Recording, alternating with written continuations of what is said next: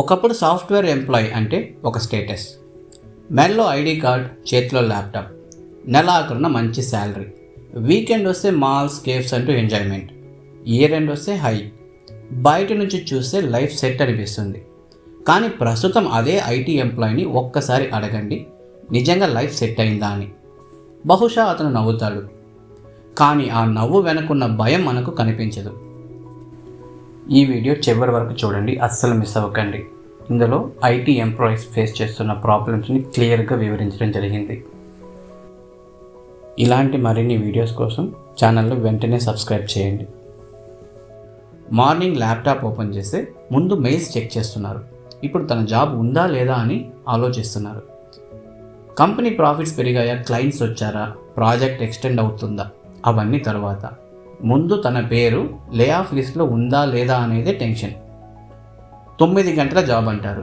Login ఎప్పుడు చేస్తామో గుర్తుంటుంది, కానీ లాగౌట్ ఎప్పుడు చేస్తామో తెలియదు. మీటింగ్స్ మీద meetings, dead lines, client escalations, ఇలా వారిపై ఆఫీస్లో చాలా ప్రెషర్.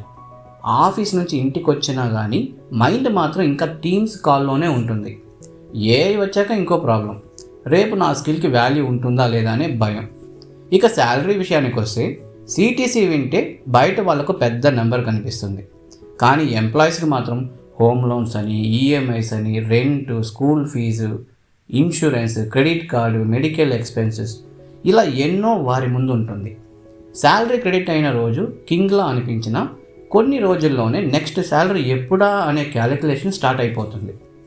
శాలరీ పెరుగుతోంది, కానీ దానికంటే వేగంగా జీవితం ఖర్చు అవుతుంది.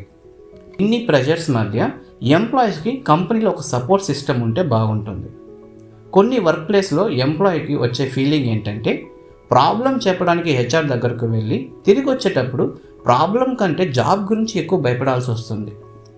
Performance, policy, business requirements, cost optimisations, ఇలాంటి కార్పొరేట్ పదాలు చాలా ప్రొఫెషనల్గా ఉంటుంది.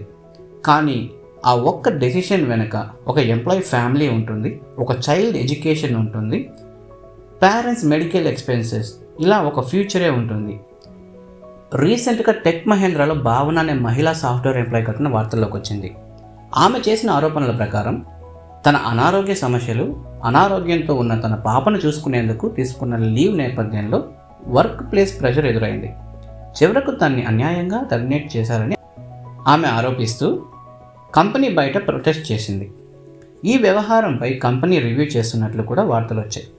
ఈ కేసులో ఎవరు రైట్, ఎవరు రాంగ్ అన్న తీర్పు మనం ఇవ్వాల్సిన అవసరం లేదు. కానీ ఈ ఘటన ఒక పెద్ద ప్రశ్న మాత్రం అడుగుతోంది. ఎంప్లాయీ ఒక రిసోర్స్ మాత్రమేనా, లేక రిసోర్స్ వెనుకున్న హ్యూమన్ని కూడా చూడాలా? నిన్న వరకు you are an important member of the team, ఈరోజు your position has been impacted. ఈ 2 పదాల మధ్య, ఈ 2 సెంటెన్సెస్ మధ్య ఎంప్లాయీ జీవితమే మారిపోవచ్చు. అందుకే ఈరోజు ఐటీ ఎంప్లాయీస్కి కావాల్సింది fancy office, free coffee, Friday fun activities మాత్రమే కాదు, job security, respect, work life balance, ముఖ్యంగా ఎంపతి. ఐటీ ఎంప్లాయీస్ ఒక్క విషయాన్ని గుర్తుంచుకోవాలి, మీ కంపెనీ ఐడి కార్డ్ మీ ఐడెంటిటీ కాదు, మీ డెసిగ్నేషన్ మీ వాల్యూ కాదు. ఒక లే ఆఫ్ మీ టాలెంట్ని ఎరెస్ట్ చేయదు, ఒక బ్యాడ్ రేటింగ్ మీ క్యాపబిలిటీని డిసైడ్ చేయదు. ఒక కంపెనీ డోర్ క్లోజ్ అయితే మీ కెరీర్ అక్కడితో ముగిసిపోదు. ఎందుకంటే కంపెనీకి మీరు ఎంప్లాయ్ కావచ్చు, కానీ మీ ఫ్యామిలీకి మాత్రం మీరే అన్ని. జాబ్ కోసం పని చేయండి, కెరీర్ కోసం నేర్చుకోండి, కానీ కంపెనీ కోసం మీ హెల్త్ని, ఫ్యామిలీని, సెల్ఫ్ రెస్పెక్ట్ని కోల్పోకండి.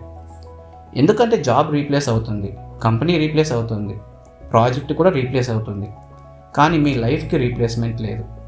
ఐటీలో సర్వైవ్ అవ్వడమే గోల్ కాకూడదు, ఐటీలో పని చేస్తూ జీవించడం కూడా మర్చిపోకూడదు. ఈ వీడియోపై మీ అభిప్రాయాన్ని కామెంట్లో చెప్పండి.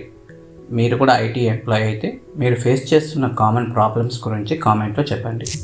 వీడియో నచ్చితే లైక్ చేయండి.